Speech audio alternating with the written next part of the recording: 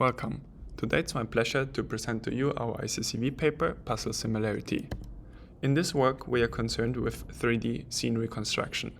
The paradigm of this problem is that we have a set of images of the same scene, and we try to reconstruct the scene just based on the captures that we took initially.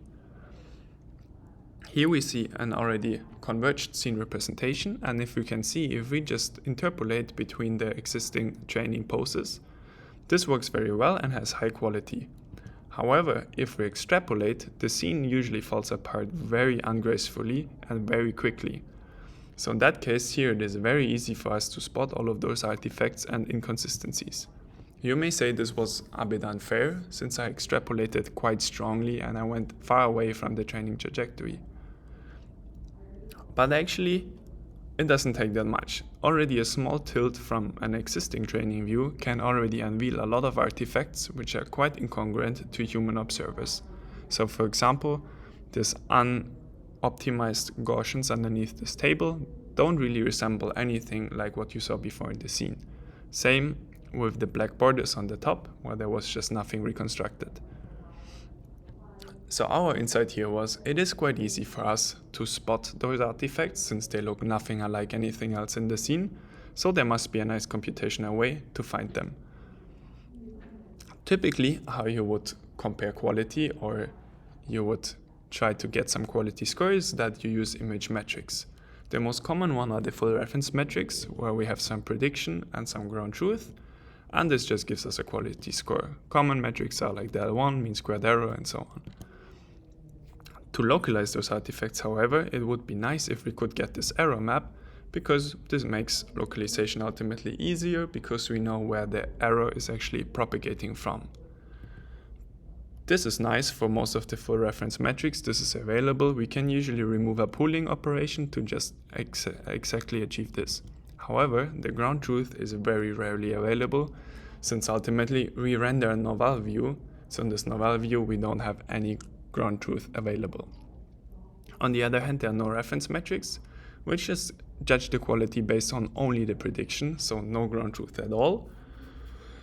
This is ultimately a way harder problem. There are methods that do this, however, most of them do not provide you with an error map, so you actually don't know where the error propagated from and which primitives or which part of your reconstruction is actually causing the error.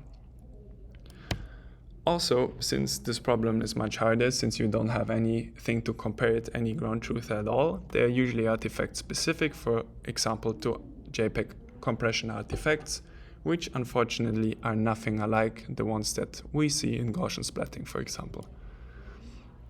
However, what's different in our work is that we do actually have some references available, just no ground truth. So we can observe the same scene from different angles, just not from this novel view.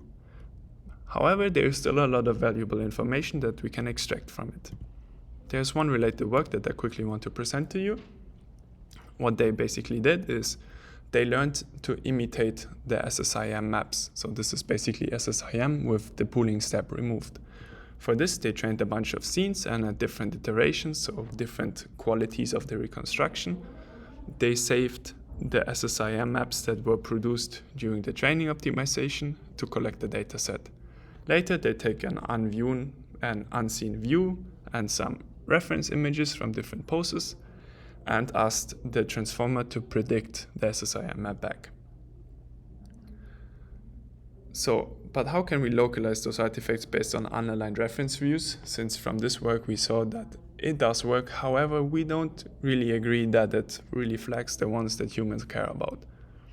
So when I say localize, I would also like to have this map to exactly see where it comes from, and unaligned basically means there is no ground truth information available. This brings us to our method. I want to explain our method with an analogy. Let's consider a single training view. Consider this to be a puzzle. A puzzle is considered to have a lot of puzzle pieces, so we can throw all of them together and scramble this puzzle. We repeat the step for every single training view, which leaves us at a huge pile of puzzle pieces. If you now consider each single training view, if we go a bit more abstract, to be some part of nature, so some lakes, some forest, some mountains, you now have a lot of little pieces of nature. Let's take this novel view now. Let's say we have another piece of nature. If we try to take all of those puzzle pieces that we have at hand and we assemble a new image that looks as close as possible to our novel view, we will find there's a lot of different bits of nature, a little bit different lake that fits quite nicely to the other lake that we observe. So there should be puzzle pieces that are similar enough to reconstruct this new nature view. On the other hand, if the novel view has, for example, architecture, which is very structured, very symmetric and human built, it's nothing you ever find in nature. So at this point, you will find a lack of puzzle pieces to reconstruct those buildings, those symmetric pieces. So in that sense, this lack of puzzle pieces means that you sort of fall out of the distribution, and this can then be considered an artifact.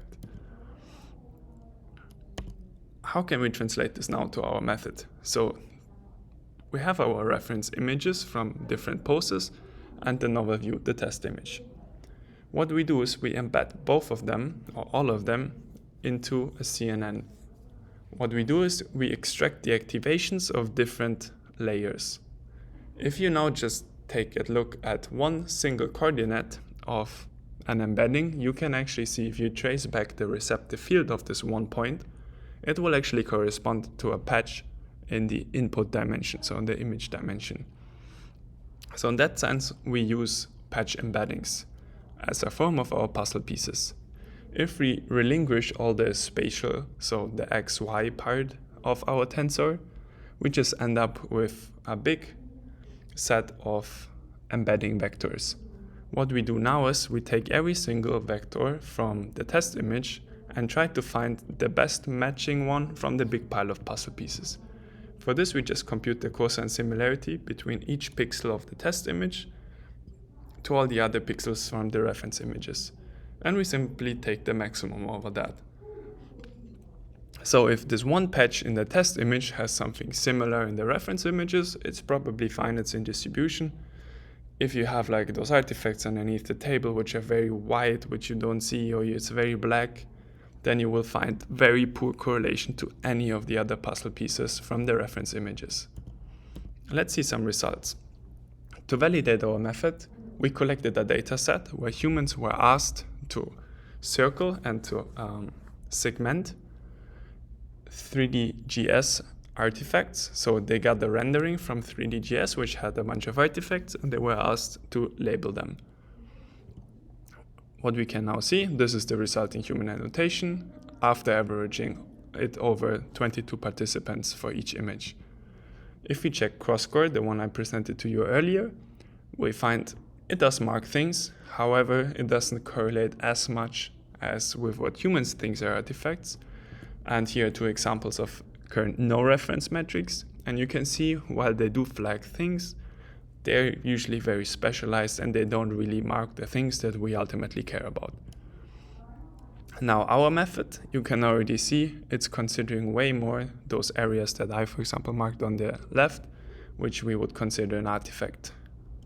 We can also compute this numerically. So if we compute the correlation between the human annotations and the metric outputs, we can see that we outperform all the previous work by quite a margin. Let's see some more qualitative results, and I think it just goes along the same spirit. So for example, in the middle very right, you can see this heart-shaped artifact on the top left, which you can only find in our prediction maps. What can we do with this now? So we have this rendering with artifacts. We can use our puzzle sim metric now to establish those scores, and we can find a threshold. So thresholding this gives us a mask, a segmentation of what is an artifact in the rendering and what is not. You can use methods like neural inpainting now to use this mask and the rendering to fix those artifacts. Let's see some more examples where we can do this iteratively, and we can do this until the view converged and we removed all the artifacts. Here's some before and after. Let's see some future directions. It would be still nice to generalize this to video, although we can in static images already for most artifacts. However, there are some motion-related artifacts that are very hard to spot in static images. but become very obvious when you have movement. Also, the gradients of our metric may become a bit cumbersome since you have this maximum operations over very many vectors. So there might be some unsmooth behavior. In conclusion, we present this novel cross-reference perceptual similarity metric. We show how you can use it in conjunction with neural inpainting, and we present this new novel view synthesis annotated artifact dataset, where we have human annotations of artifacts plus some unaligned reference views. This paper is going to be presented at ICCV, and you may also try it out yourself by just pip installing it. And we also support DynoV3 backbones since they were published recently, and we are very agnostic to the backbone that we use to embed the images or patches. So if you have a specialized problem, you may also use your own backbone, which is a bit better specialized for the area that you care about. Thank you very much for your attention.